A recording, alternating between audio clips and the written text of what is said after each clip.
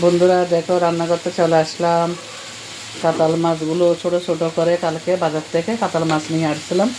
তো কাতাল মাছগুলো ছোট ছোট করে পিস করে ভালো করে লবণ হলুদ দিয়ে ধুয়ে নিলাম।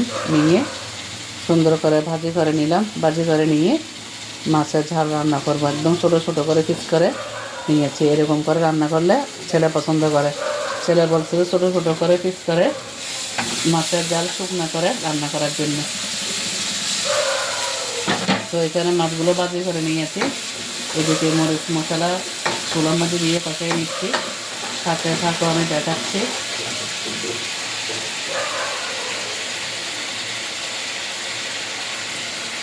কেমন হয়েছে দেখো, মাছ ভাজাগুলো লাল লাল করে সুন্দর করে ভাজি করে নিলাম। আজকে কিন্তু কাতাল মাছ মাথা রাখে দিছি। সাথে থাকো। দেখো বন্ধুরা, এখানে আমি মরিচগুলো কষিয়ে নিচ্ছি। এখানে সব কিছু দিয়ে দিয়েছি।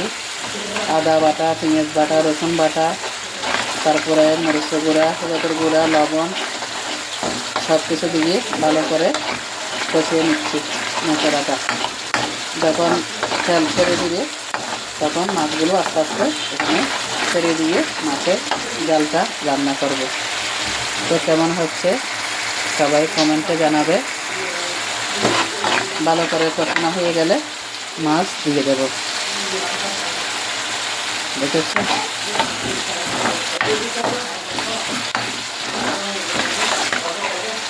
তো এক দিদিভাই বলেছে মাছ নাকি যখন নিয়ে আসবে গোটা গোটা অবস্থাতে, মানে দেখানোর জন্য। তো আসলে আমি ওইভাবে কিন্তু দেখাতে পারি না। একবার মাছটা গোটা গোটা দেখাবো, তারপরে কাটবো। তো আমি তো ওইভাবে দেখাতে পারি না। আমি মানে কাটার পরে রান্নার সময় শুধু দেখাই আর কি। এখন এখানে একটু করে রসা দিয়ে দিব, আর একটু কষিয়ে নিব। আর একটু করে রসা দিয়ে দিলাম। তারপর আমি এর মধ্যে মাছ ছেড়ে দিব।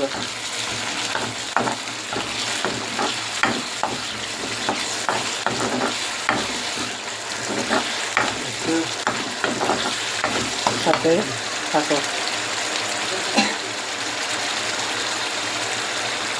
ভালো করে যখন হয়ে যাবে এখানে মাছটা ছেড়ে দিব। মাছের জালটা হয়ে যাবে।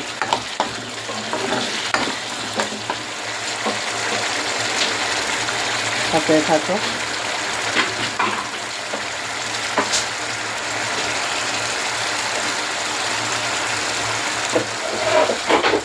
মাছের দিয়ে দিত মাছের থেকে। তো এখন আমি এর মশলার মধ্যে মাছগুলো ভাজি করা মাছগুলো ছেড়ে দিচ্ছি।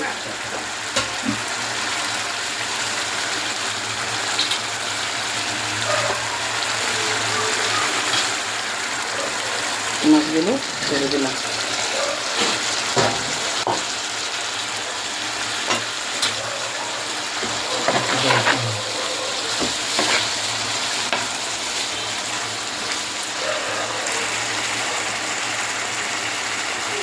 দেখেছো বন্ধুরা,